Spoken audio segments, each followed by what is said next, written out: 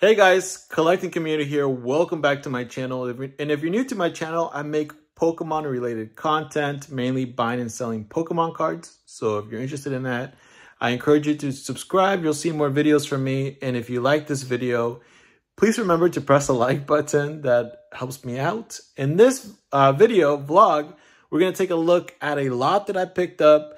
And this envelope here that you're seeing that is really old and beat up is actually an order that I got returned from me from when I was selling booster packs. So like a few weeks at the very least. And then we're also going to take a look at the time capsule binder. It's a binder that I'm putting cards in, and I'm keeping track of the price and updating you guys on that. So let's get started. All right, guys, a bit of an update or just some notes is that I'm going to be grading a bunch of these cards here. So it's not going to end up in my time capsule binder.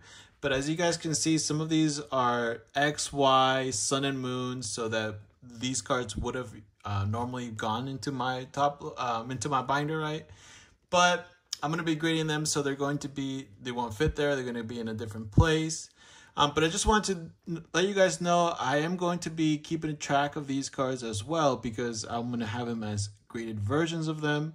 And these are higher end cards, which I would want to have them all in my binder because it's more of a collection of higher end cards. But cards that are going in my binder are really cards that I think have a lot of room to grow. And some of these cards are pretty pricey now, like this Umbreon. Shiny Umbreon GX from Sun and Moon. It's a $160 card. I think it will go up, but I feel like there are other cards that are pretty low right now that are pretty undervalued. So I am starting to put some of those inside my binder so that we can hopefully catch the growth on them, or maybe some of the downfalls on some of these cards. We'll see which cards drop in price. And I'm actually going to, so this is the order that came back that had 3 packs. I'm going to open up these packs because I'm going to give this person a refund. This order was from a while ago, and I would have to pay again to send it out. So that doesn't make much sense. I'm just going to give him a refund. And for updates, as I've kind of mentioned on my channel, I started to take some of the inventory, I did a whole complete refresh on the inventory on my Discord. So if you guys aren't subscribed or joining my Discord fam, the TCG Market, you're missing out on some deals. That's where I offer some of these cards that you guys see me buy in different lots for a discount, free shipping usually, and obviously it's from a reliable source, so you guys don't have to worry about it.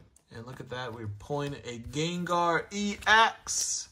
I want to see some of these Iron Leaves, Iron Crown. That'd be amazing, but from 3 packs, I don't think we'll be able to pull some of the higher cards.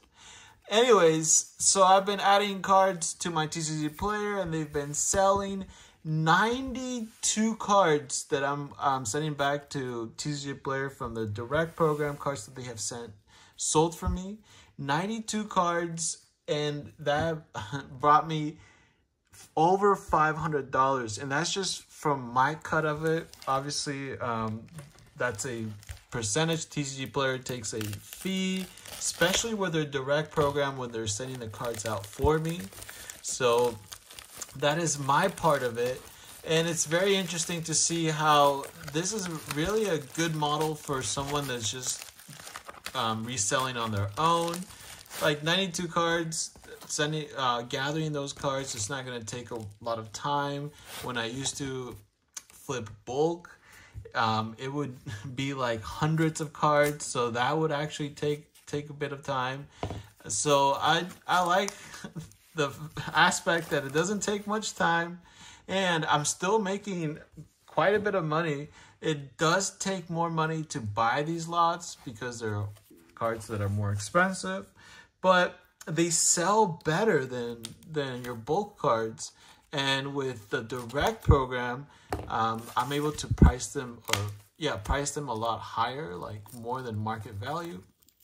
Very interesting what this seller has done. They have done very elaborate packaging, and I'm trying to remember what this would be. I thought it was 2 cards, but they're making it seem like from the packaging that this is going to be 5 to 10 cards. Maybe I'm remembering incorrect.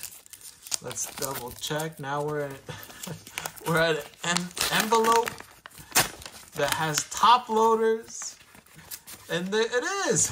So it's just 2 cards, but they wanted to make sure it was very protected. Better to be safe than sorry when it comes to cards. So I appreciate it. Why not? All right, so these 2 cards I've picked up to grade as well. Most of the modern cards that are higher end, I'm going to want to try to grade them because being modern, they should be minty. Well, obviously I'm looking for minty ones. I'm asking for pictures, and these are awesome type of artworks, very popular Pokemon. Now, Student Samurai, maybe not, but like the Entei, and it's got the volcano. So I'm going to be looking to grade it, and both of these do look very minty. So very nice. And I do have, I think, yeah, multiple copies of those, but I'm going to always be picking them up if I see them for a good deal. All right. So now we're going to take a look at cards that I'm going to be adding for the binder to keep track of, see how it behaves throughout the time. And so far in this time capsule binder, we have a first edition page, which I'm starting to keep track of the value of the whole page, so that way I can then compare it here in like 6 months and not have to write on the cards. This first edition page, 9 cards, is valued at $4,022. That's going to probably be my most expensive page ever. Now, the cards in the back here are actually pretty high end. This Charizard is light played, and this one is moderately played. So this is like a $700 Charizard. That's like a $1,000 Charizard. And if you take all the other cards here, like I was saying, that's $160, that's $40, that's $200, to $200 there, $200 over there. So this is all another $1,000 plus this. This is a $2,000 background here of cards. So again, those are the cards I'm going to be grading. I could have put them in my binder, especially the modern alt arts. I do want to have a section in my binder for modern alt arts so that we can keep track of them. But I am still going to keep track of them, just in a different format. And then in this second page that I uploaded yesterday, that I've locked in here in the time capsule binder, it was a lot less than the first page, but it still had some cool cards. This one was $533 for the total page. So I'm keeping track so that way I can see how they're increasing or decreasing throughout the time, right? And then on this page, I'm going to be adding 2 Flareons. I'm still in the XY era, and these are a little bit lower end cards than the ones that you saw before in the full art, the promos. These are conditioned near mint, $37 in value. I think these cards have a lot of room to grow with. I mean, look at this. You have 3 evolutions in 1 card, fam. What more can you ask for? And then we have the Mewtwo full art near mint, $17. This card seems really like a steal at this point because it's just 2015. It's an era. It wasn't much collected, so it does have exclusivity, rareness to it, a different type of hollow foil that is not, they don't really make them like that anymore, right? And then Mega Skyther, another card that I thought is super cheap right now, $11. So I feel like this Mega has a lot of room to grow. Mega Latios EX, near mint condition, $20. Look at this. Mega cards are super unique.